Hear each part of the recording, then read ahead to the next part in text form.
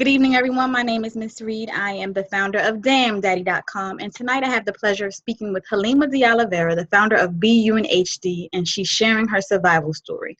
Today is RAIN Day, which stands for Rape, Assault, Incest National Network Day, and I chose to focus on this because as my platform deals with daddy issues, I think sometimes we overlook the things that happen in our childhood, the taboo things that are not as easy to discuss with friends and family. We can talk about absentee dads. We can talk about sometimes verbally abusive dads with ease and bond over that.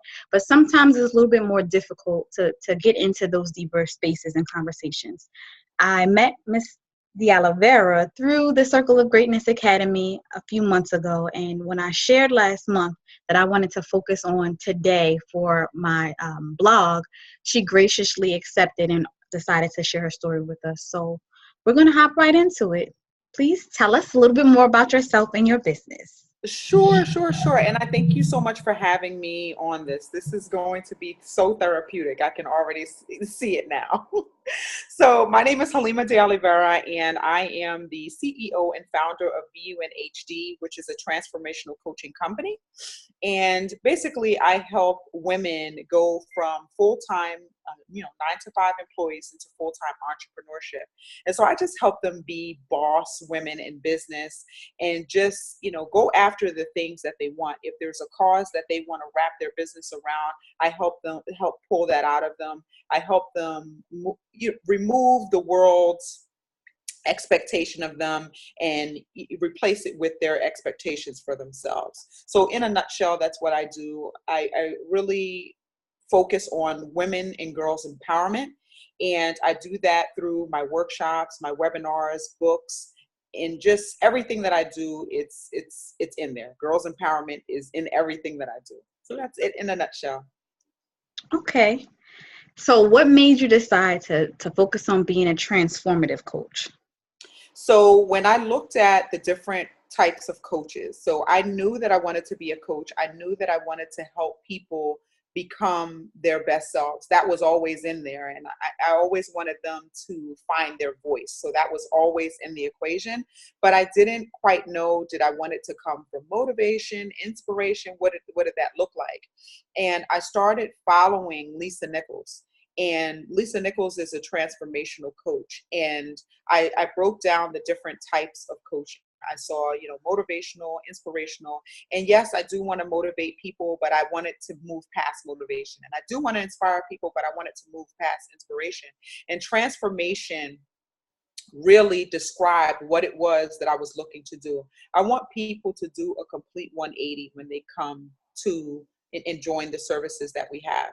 I want them to totally transform their lives. I want them to go from being this person that doesn't necessarily know what they want out of life to go into being this person that totally has it together and totally knows what it is that they want to do. So that's where transformation came in. Okay. So with tonight's focus being Rain Day, do you mind sharing us? Tell me where you're comfortable starting. Sure. I'm just going to tell the story. So I'm one of those people that I come from New York, first of all. So there's nothing to it but to do it. So for me, BUNHD comes out of the suppression and comes out of what actually happened to me. So my father, I was born to Muslim parents, and my father died. He was actually killed. He was murdered in New York City when I was 2 years old. And so as a Muslim woman with 2 children, my mother, she followed, Islamic practice and remarried. And when she remarried, she remarried a person that was, strong, in their religious belief, and took us overseas. And really, we took a deep dive into our religious beliefs. And when I turned 6 years old is when I experienced incest. And, it changed the course of my life. I was very much a daddy's girl when my father was living. And, I'm the second oldest of 2, of actually 6 children. But at the time, it was just my brother and I was the baby. And, I had other, siblings, et cetera, came along, one every year, that kind of thing until it was 6. And by the time I turned 6 years old, we were back in the United States. We were no longer living abroad in Medina, Saudi Arabia. And we were back here in the United States, and I was 6 years old, and I was in the first grade. And, that was my experience. I was molested, and, I was molested by a parent. And there was a threat that was made that if I told, that bodily harm would come to my siblings and to my mother. And so at 6 years old, you're very impressionable. And one of the statistics is that children are the most vulnerable between the ages of 7 and 13. So I happen to be 6. And, you know, I truly believe that harm would come to my family if I told what was happening to me. So I never told. I believe the first time that I told, I was 12 years old. So by then I was experiencing this for 6 years. So it had become a part of my routine. It had become a part of my life. I was no longer shocked by it. I was no longer, it was just a part of what happened. And I always knew, don't tell. So on the evenings that it happened, it usually happened in the evenings. On the evenings that it happened, I would go to the school the next day, and I would be extremely quiet to my friends, and my friends would always ask me what's wrong. And it would take me a couple of days to come back to myself. And, that went on until I was 14. But when I was 12, my siblings knew. So my siblings knew that it was happening to me. And sometimes they would make fun of me. They were children too, so they didn't necessarily understand necessarily what was happening. They just knew not to say anything. And one day they were making fun of me, and then, they told, it came out to my mother. And I remember my mother questioning me. And even then I covered it up, again, looking to protect her and my siblings. And, there was a confrontation with the person, but nothing happened, because it went on for another 2 years until I was 14, until we were finally taken out of that situation. And I don't know if you want me to stop there and you want to ask any questions, but that's what happened. Okay. So I I appreciate that you started that story with a statistic about, being at an impressionable age at that time. And you also mentioned that the time you all were diving deeper into your religion, was there anything in your religious experience that kind of made you grapple with what was going on to you, that made you question it or question the person who was harming you?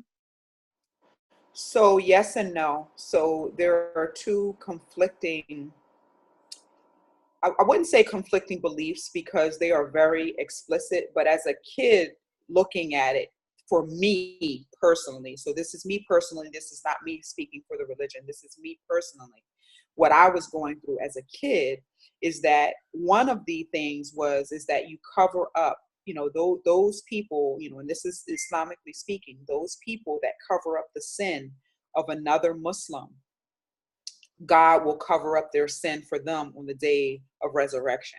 So that was conflicting. So I was like, okay, I'm going to cover up this sin, because then I will be, if there's any sin for me coming forward, mine will be covered up. So I covered up for those reasons. But where it conflicts is that there's no oppression in Islam. So if someone is being oppressed, the oppressor we're supposed to expose the oppressor. We're supposed to speak out against the oppressor, because there's no oppression in Islam. So when I talk about conflicting beliefs, for me, this is not the religion itself, this is for me, those were the two conflicting beliefs that came to mind for me as a kid from 6 to 14.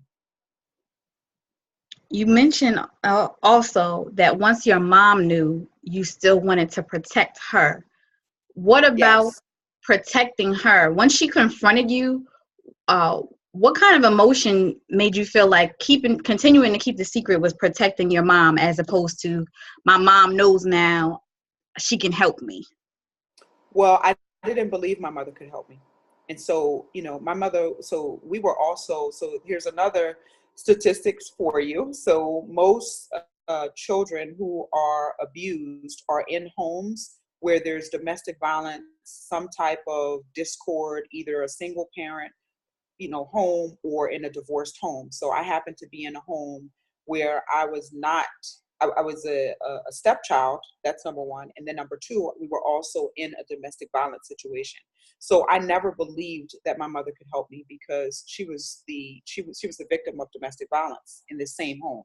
So she did not have a voice in that home herself. So I did not believe that my mother could help me. So me protecting her was more or less, I didn't want my mother to have any adverse action. So say like the police or something like that coming to my home and removing us, or coming into my home and, possibly arresting her for the situation. So when I talk about protection, that's what I'm talking about. I'm talking about protecting my mother from outside, things happening to her. You mentioned that your siblings made fun of you for it. I don't know if you're familiar with the popular show on OWN at the moment, Greenleaf, but it's I about. haven't watched it. I don't watch much TV. Okay. And believe it or not, that's actually my aunt's name. My great aunt's name is Greenleaf. Wow. So Yeah. in the show Greenleaf, it follows a bishop and his children who are the pastors in his church, and his children have experienced molestation by the hands of their maternal uncle. So there was some conflict there because one sister believed the one who was being abused, and when she reported it to the parents did not take her word for it. So she was estranged from the family for 20 years until the sister who was being abused committed suicide. How do you feel that your experiences impacted your relationship with your siblings? So I will tell you that growing up, we were extremely close, very close. I mean, like thick as thieves. And when I went away to school, when I started college and kind of started being on my own, there was a shift and there was a drift away from them. And I will tell you, even now, the relationship is not as close as I would like it to be, just considering how close we were as kids. And after going to therapy, so I started going to therapy and talking about this issue 3 years ago. And after being in therapy, I realized that I'm actually extremely angry at all of them.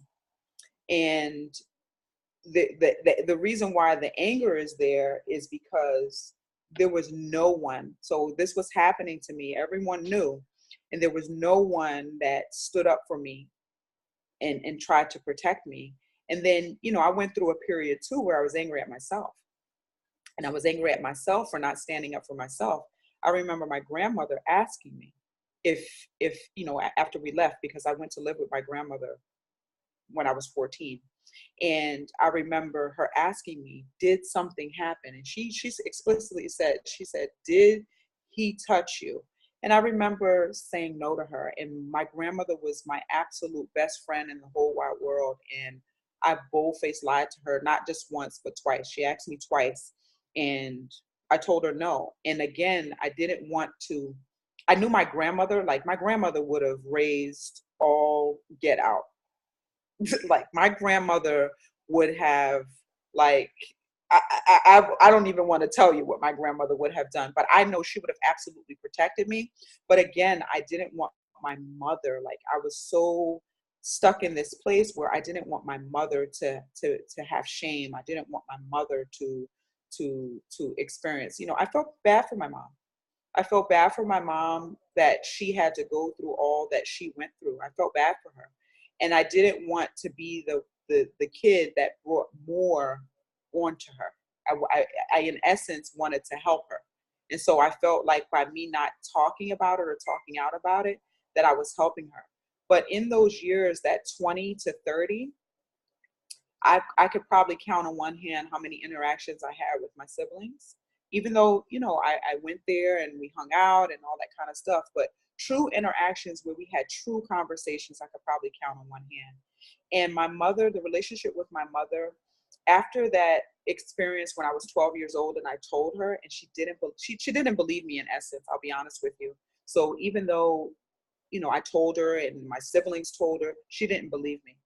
and she told me to not stop making up stories. Like it was really traumatizing, I'll be honest with you. And after that incident, our relationship was never the same. That's deep. I'm thinking about Mhm. certain things, instances where, you know, my mom didn't believe me about certain things and the impact it had on our relationship. Mhm. However, there hasn't been a time, I don't have that many siblings that grew up in a household with me.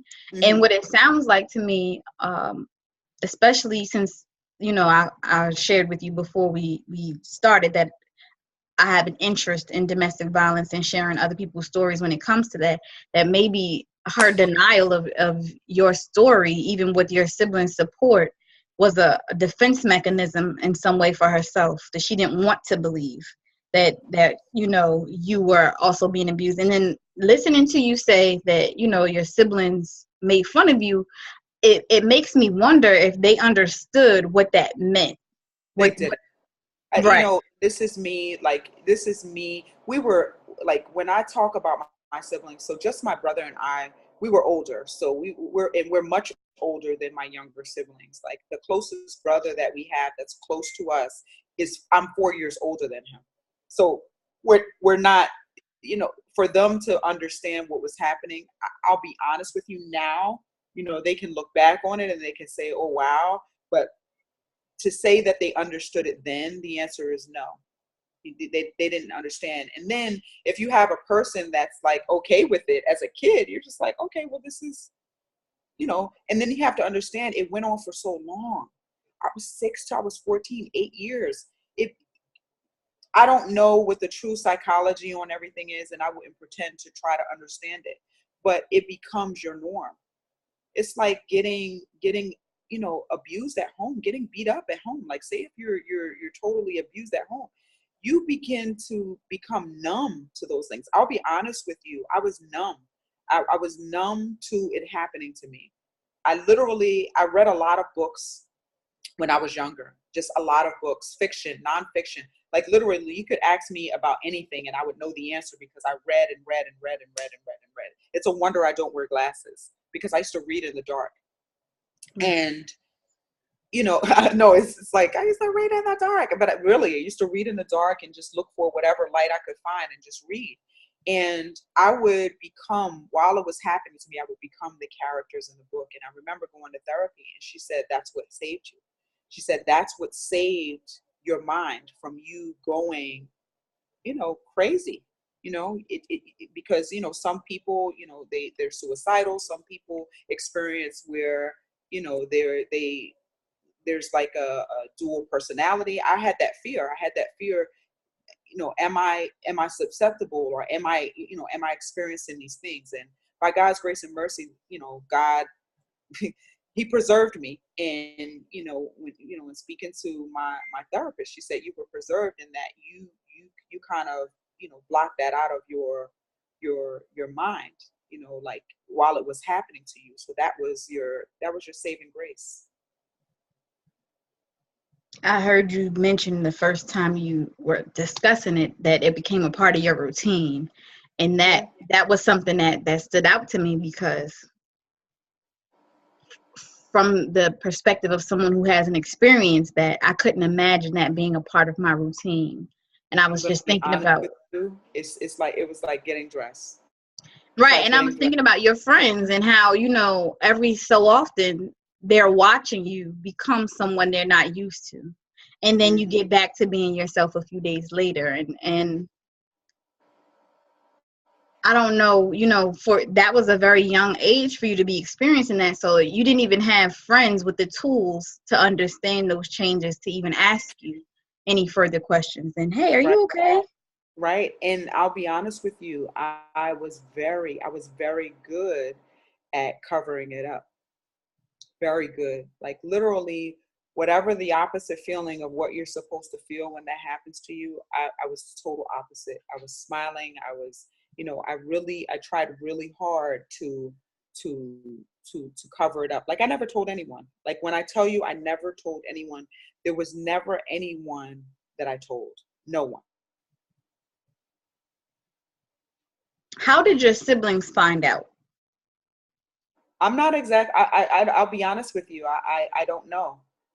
It's one of those things where you just know that it's known. And literally, you know, there were just instances where they were like, you know, well, let's go play outside. Oh, well, Halimah can't go and play outside. You know, she can't go play outside. And I wouldn't get to play outside. I'd be in the house and they would be outside. So around what age did you decide to seek therapy? So the very first time that I felt like I needed to see a therapist was when I had my son. So my son was born. I was 21 going on 22. And you know, I was going through, I don't know if it was like a postpartum or what it was, but I remember being like extremely like moody.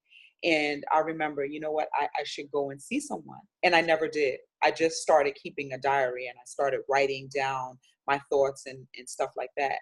And probably when I was 33 is when these feelings surface again. And I, you know, I went through a marriage and I went through a divorce and then I went through a marriage and then another divorce. So um, when the second divorce came, that was when I was 33, was when I said, you know what, I have to do something about whatever this underlying feeling was. And for me, I had overcome the molestation. I had overcome the incest. I had overcome that for me. But when I finally went to therapy and I gave her my entire life story. And we talked about just some of the choices that I've made, some of the ways that I think about things. They are that of a person who is sexually abused. We don't have a clear line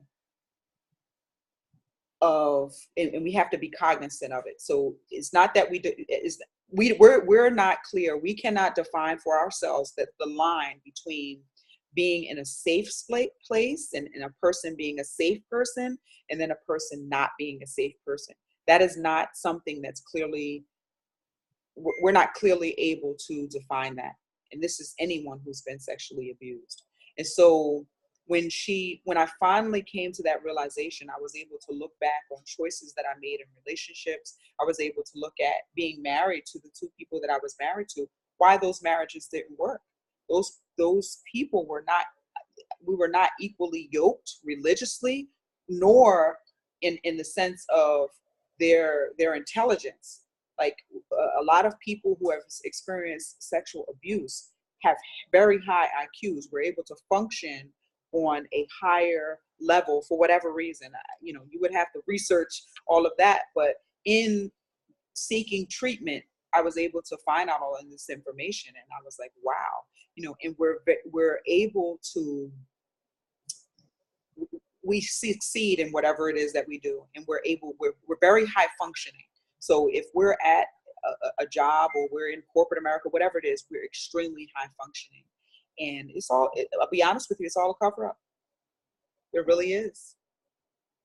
When I was listening to you just now, I thought back onto my conversation last week. I interviewed two young ladies who teach sexual education, and you were saying that you guys, people who have experienced sexual trauma, have a difficult time establishing safe people from people who are not safe for them to engage with. And we discussed last week how sexual education in other countries is introduced as early as kindergarten, and Mm-hmm. it's not what we normally hear as sexual education. I've seen some videos myself and done the research. Is usually discussed around safe touch and, you know, consent as far as Mm-hmm. playing together and things of that nature. Mm-hmm. Do you feel like if that was something that was present in your educational experience, it may have given you the language to tell someone or speak up? Without a doubt. So for me at 6 years old, and I also believe just who I was, very naive. I was very like a kid that very naive six, like, you know, like almost like a 4-year-old six. Like when it came to things like that, like I would never, like I wouldn't hurt a fly. Like that's the type of person that I was. And predators and people who do these type of, or these, you know, sexual deviants, they prey on on people like me. They know that my predator knew that I was a person that wasn't going to tell. He probably didn't even need to tell me, hey, don't tell, because I'll do X, Y, and Z to your mother and your siblings. Probably didn't even need to do that, because that was not it's not in my makeup. It's not in my character. So absolutely, for me, moving forward now. So I think we talked a little bit earlier. I have a book that's coming out. So this is just so timely that we're doing this interview. I just believe nothing is by accident. So it wasn't an accident 3 weeks ago. We were on that call. It wasn't an accident. I said, you know what? Nothing to it but to do it. And I said, yes, I do have a story. It's because for me, I want to be able to help other girls not experience what I went through, and also to help their mothers be able to notice the signs that when she's withdrawn from, there's a whole bunch of kids playing. What kid doesn't want to play? What kid doesn't want to go outside and play? What kid doesn't want to interact with other children? When you have a kid that is withdrawn like that, I'm not saying that there's some type of sexual abuse going on, but there's something happening, and you need to investigate a little bit further. Okay. No, I can agree with that to an extent. Just being more in tune with what's going on with your children. And you shared that you have 2 children, and you kind of went into a little bit about those relationships not working out. How has motherhood impacted your ability to describe that experience? Is it something that was more important to you, being a mother, to have those conversations with your children?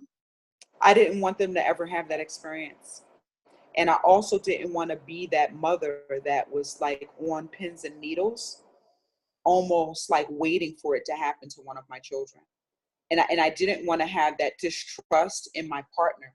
And, with my last, marriage, I had a daughter. So initially, I have, my first child is a son. So I'm not saying that it doesn't happen to sons, but less likely to happen. So I don't think that I was as worried. But with my daughter, when I found out that it was a girl, and then I found out that, once she was born and all that kind of stuff, I was on pins and needles all the time. And that's when I knew, like, this didn't go away. So what do I need to do? And, with my husband at the time, her father, we had this conversation.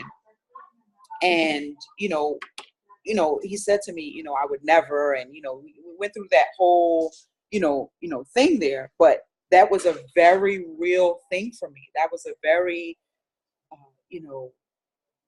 I was adamant about having this conversation. Like, this can absolutely not happen to my daughter. And so that was my discussion, with, my spouse at the time. So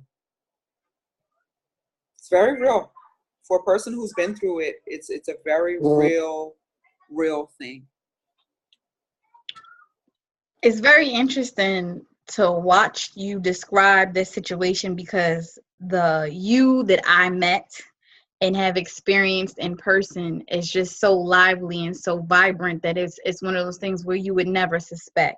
So I'm appreciative of the fact that you are not just sharing your story as a means for continued therapy for yourself, but you mentioned wanting to not have other young ladies live this experience in silence, alone, without the language to describe or advocate for themselves. And I have to say, I hope that with the therapy you've already received, that the you that I get to experience, you are really as happy and as welcome and as warm as you appear to be, and that you are getting through this in a way where it's not something that is in the forefront of your daily life, but it's also not haunting you.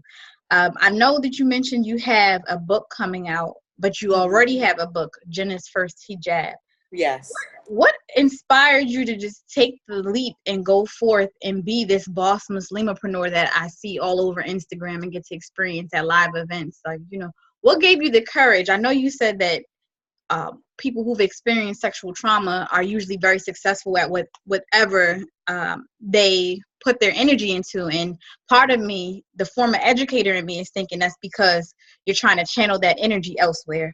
But what do you think, from your own perspective, gave you that confidence to take that leap and bet on yourself? So I love that you brought that first point up about, I'm just trying to channel the energy elsewhere. That was what I lived for the first 37 years of my life. I'll be 40 this year. And, and I'm going to say 35 because at 2, I was just this happy-go-lucky kid with a daddy that just loved her, But for 35 years, I suppressed the person that you see right now. I suppressed her for a lot of reasons. One of them was because I didn't want people to know that I was molested. I didn't want people to know that I'm a survivor of incest. I wasn't hiding it. If someone asked me, I of course would say yes, but I was not forthright with that particular part of my story.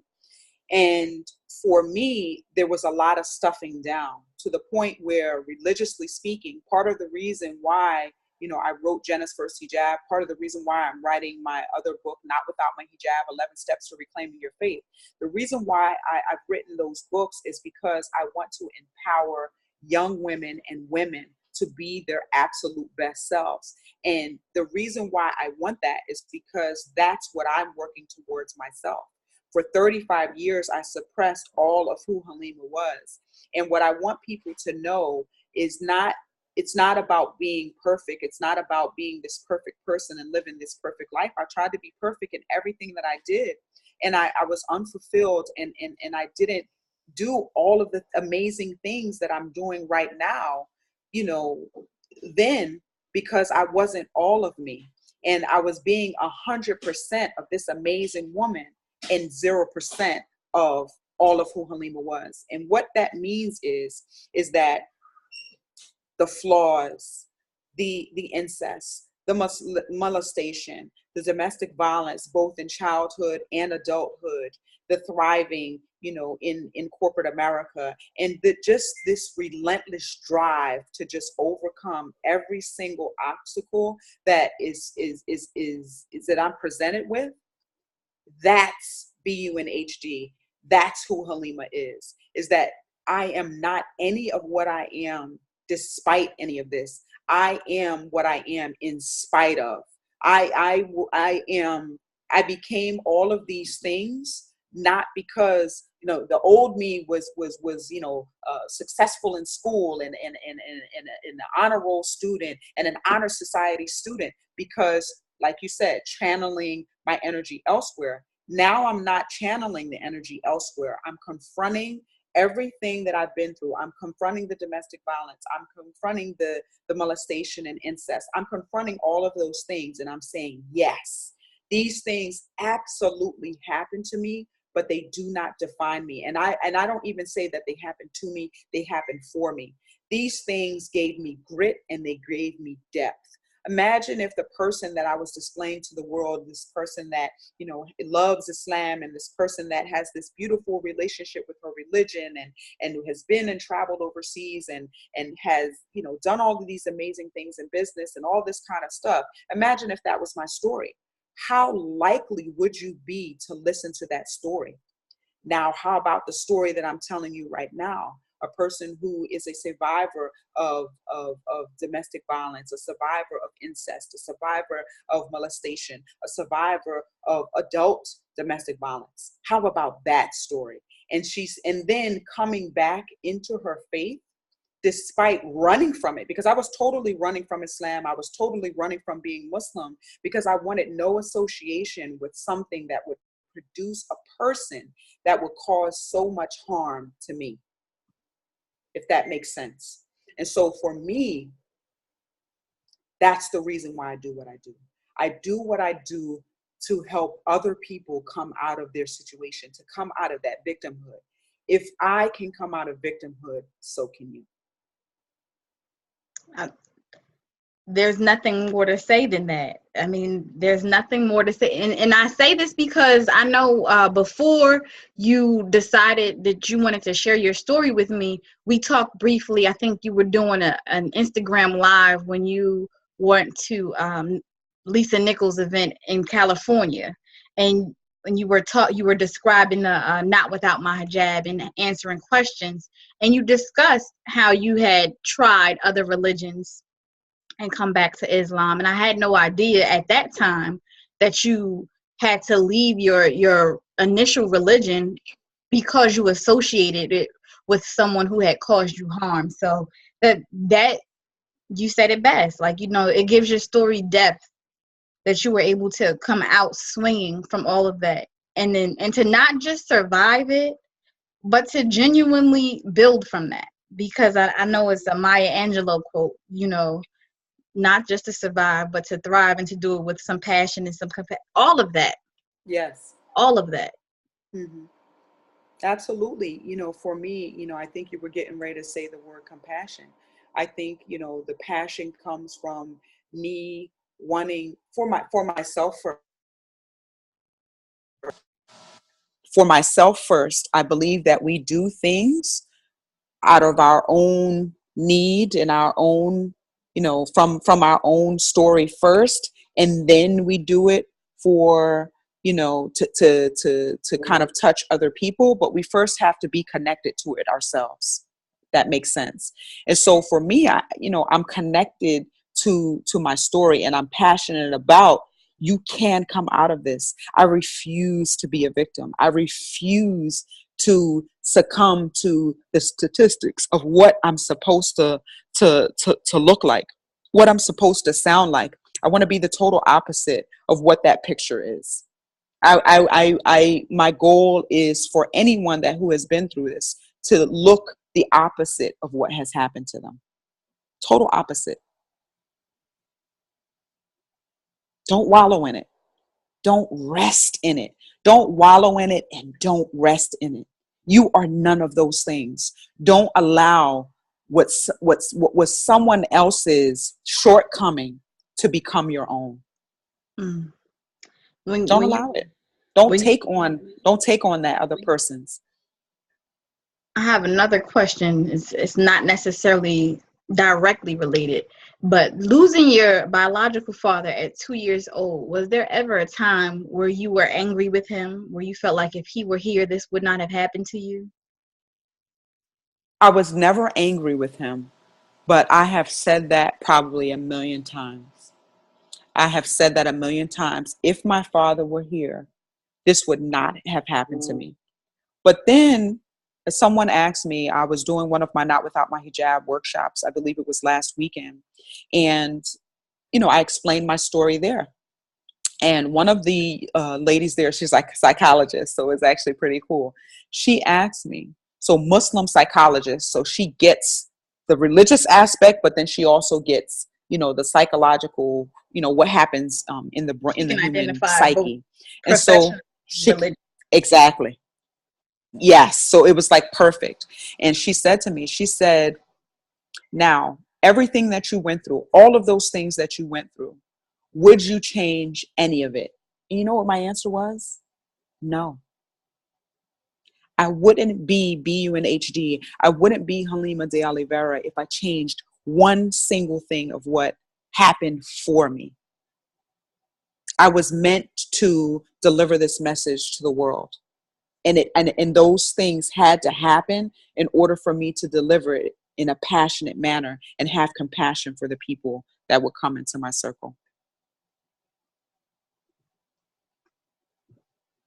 Okay.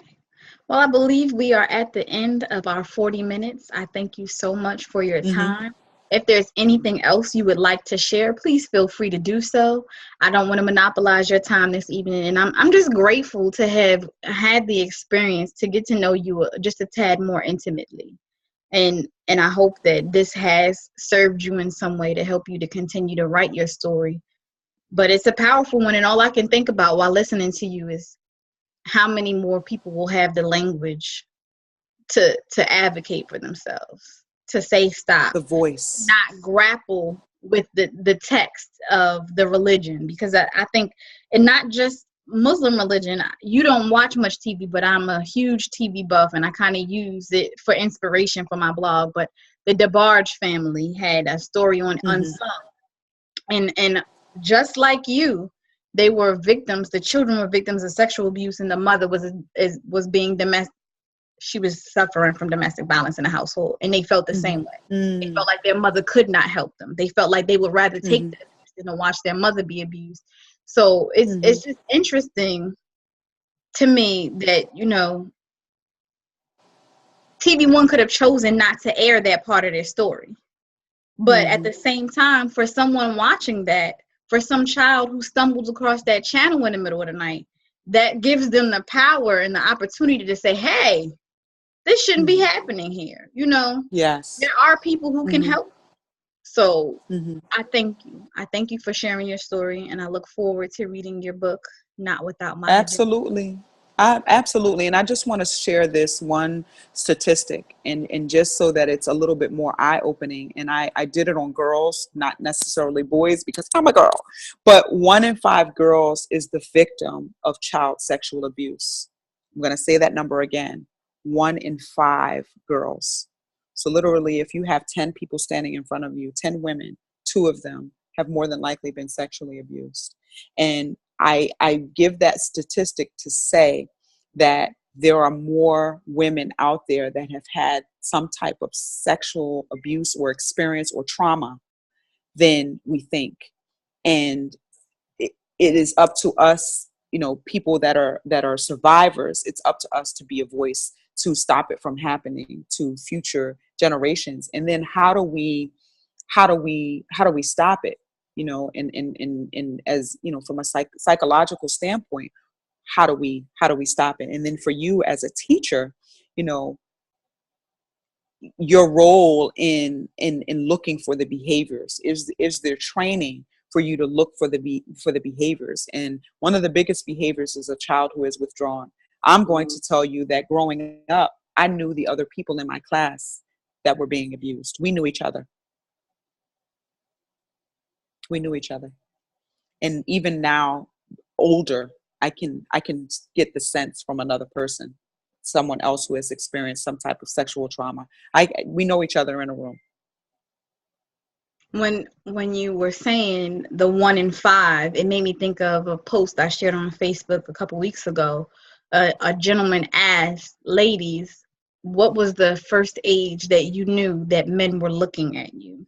Not any type of touching or anything, but just knew that men were looking at you. And just reading the comments in the women's ages, and some of them were courageous enough to divulge that they were being molested or were experiencing incest at some of those ages. But normally when those types of conversations come up, I think about the historical context and how we are not much different mentally than generations before us, and that men were wired to be attracted to younger women, because women are eligible for marriage as soon as they begin to ovulate, and men are not eligible for marriage until they have established themselves as property owners or something to exchange for a woman's hand in marriage. So the idea of a younger woman being with an older man, although it feels foreign and uncomfortable for us in this day and age, people are genetically wired still in that way. I think that's a good point. I don't see a reason for people to be attracted to children, but I do understand that age differences, you know, and consent. When you're of the legal age to consent, you're dating someone that's 40 and you're only 19. I may not like it, but I understand it, you know, the wiring behind that. But it just made me think about so many things that my friends confided in me that we didn't even really know was abuse. Things that we experienced, you know, at reading other people's comments is like, well, yeah, I had that happen to me. I had someone say something like that. Yes. You know, just different things of that nature where you don't know that it's inappropriate. You get so used to it. You have people conditioning you, don't wear that at 10 years old. Instead of don't look at her. Right. Like it's on me. Right. and Absolutely. and just the social constructs around it, and wanting, one of my goals with having these types of conversations is to really to change the way we have conversations, to change that dynamic in the way we look at things, because the more and more I see it on the Twitter chats and on the Facebook and people having articles about it, I realize like that's just something that's been passed down to tell the younger lady cover up, as opposed to telling the look away. That's Right. not for you. You Right. know, you should not be attracted to young women in that way. Right. Absolutely. And just hearing you say that you are able to identify other people who have been exposed to sexual trauma, it makes me think about when I was still in the classroom. I knew which kids had problems in the home, who I could tell who didn't have their biological father. They might have had a dad that came, but I could tell that reminds me of me and my sister's dad, and we were bumping heads. And I was 14, Yes. and we didn't get along, and he was raised one way, and my mother was raised a different way. And up to this age, my mother treated me one way, and then when you came in the picture, the way my mother treated me was different. The way my experience was different. So I could tell based on behaviors when I was teaching. Hey, let me talk to you real quick. What's going on? Absolutely. Absolutely. Absolutely. Yeah, we know each other in a room. I would never be able to formulate into words what it is, but we know each other in a room. Absolutely. It's a feeling. Mm-hmm. It's that Absolutely. energy. Yes. Mm-hmm. Absolutely. I so appreciate you for this. I talked about exactly what I wanted to talk about. No worries. But I feel like someone will be changed and someone will be healed from this.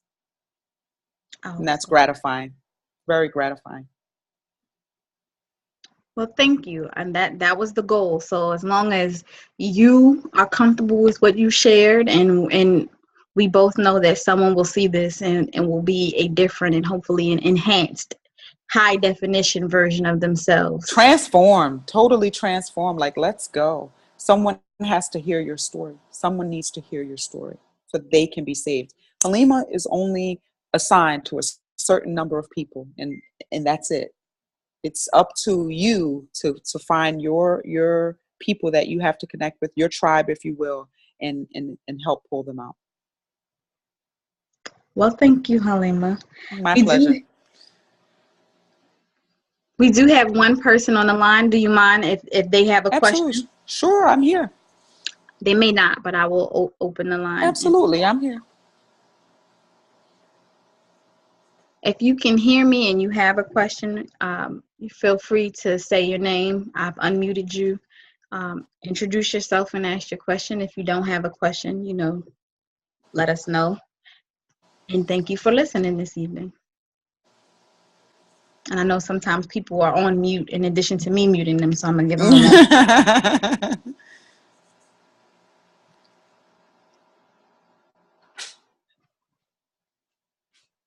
Okay. Doesn't appear that they have a question. Thank you again, Halimah, for your time, your story. It's my pleasure. And I'm just grateful for having you on this evening. Thank you so much. And I'll talk to you soon. Talk to you soon. Have a wonderful evening. You too. Take care. Bye-bye.